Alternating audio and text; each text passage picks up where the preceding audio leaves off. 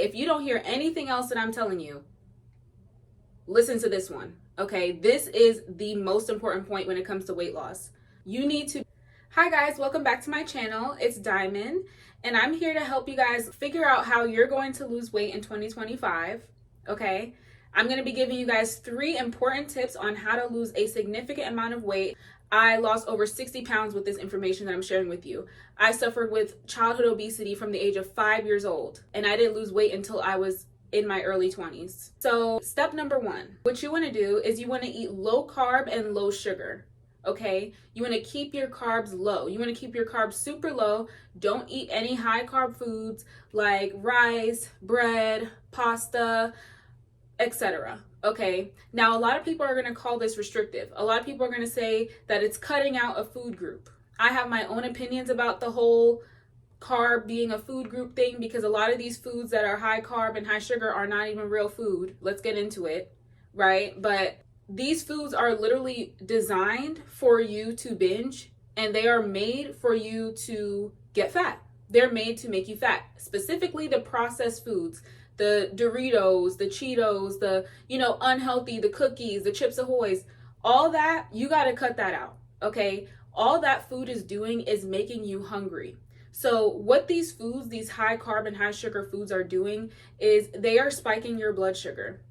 And when your blood sugar is elevated, your insulin has to come and also elevate in order to bring your blood sugar back down. So whenever your insulin is in a high state, i.e. whenever your blood sugar is in a high state, you cannot burn fat. So when your insulin is high, you cannot be in a state of fat burning.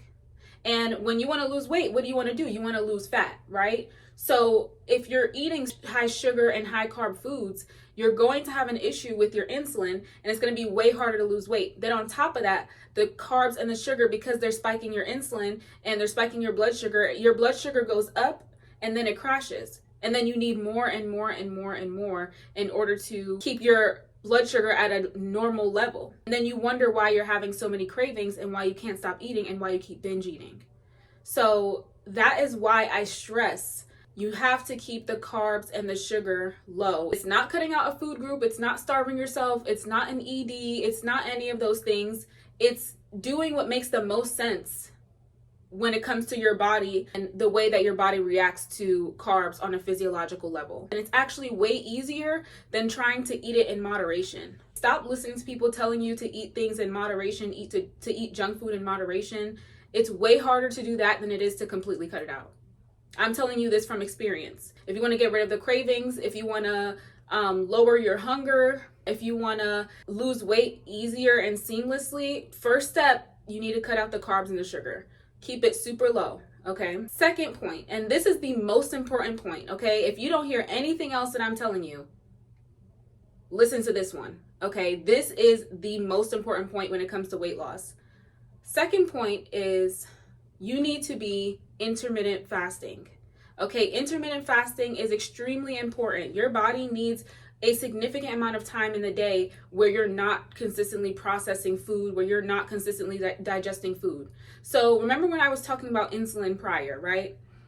The thing about insulin is, even if you're not eating a food that is high carb, even if you're eating a healthy meal, like let's just say you're having chicken and some vegetables, that's going to spike your insulin anyway. So anything that you eat is going to spike your insulin, whether it's something healthy or not. It's just when you're eating something high carb and high sugar, it spikes your insulin way more.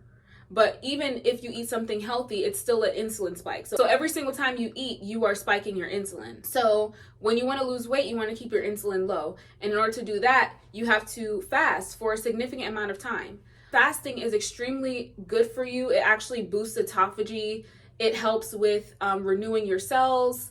It keeps your skin healthy. It helps with a lot of different things, even beyond weight loss. But when it comes to weight loss, it helps you tap into fat burning a lot quicker because you're not digesting food. I would suggest fasting for about 18 hours per day. So maybe have like a 6-hour eating window and maybe a 18-hour fasting window.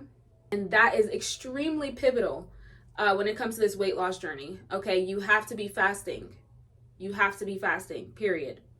Third point, you want to eat less meals in the day. So remember when I was telling you how every single time you eat, you're spiking your insulin, right? That is why you don't want to be snacking. You don't want to be consistently eating meals. You don't want to be eating so many meals throughout the day where even if it's small little snacks, you know, you're spiking your insulin every single time you eat. So it's not worth it. Try to keep your meals big, but less frequent. Instead of having 6 meals a day with 3 snacks and 3 meals, have 2 meals a day, but 2 big meals. You'd be better off and you lose more weight doing that than you would trying to have little small meals throughout the day. Okay? Stop listening to people telling you that you need to eat 78 million meals per day. That is ridiculous. Okay? The human body is not built to be digesting food all the time, 85 times per day. That's ridiculous. 6 meals a day is ridiculous. Stop snacking. You don't need snacks when you're eating full meals. When you're eating filling whole foods and whole meals, you don't get hungry to where you need a snack every 5 seconds. And I'm going to make a follow-up video talking about why they introduce snacking and why people make it seem like snacking is such an important part of your day when it's really not. But that's for another video. Stop having so many meals per day. I would say keep it at a maximum of 2 meals a day. No snacks. So like I was saying with the intermittent fasting, where you want to have an 18 to 20 hour fasting window, you should probably only be having like 1 or 2 meals per day. Okay, so you probably would have your first meal around 12 p.m., your second meal around 6 p.m., and no snacks in between, no meals in between. That is ideal.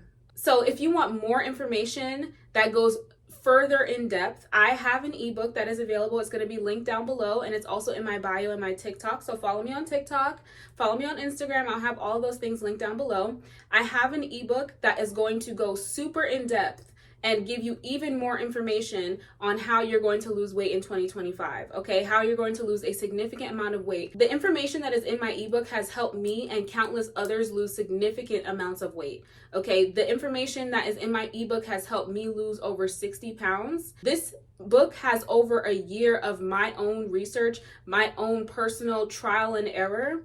So save yourself a year of research and just get the book. It gives you the entire blueprint on how you're going to lose weight. Okay? It's extremely thorough. It's over 65 pages. This is the book that I wish I had when I was starting my weight loss journey, and I would have lost the weight a lot quicker. So if you want to save yourself time, if you want to just get the blueprint right then and there, it has everything that you need. Get it. It's linked down below. So thank you guys so much for watching, and make sure you stay tuned for my next video. Bye.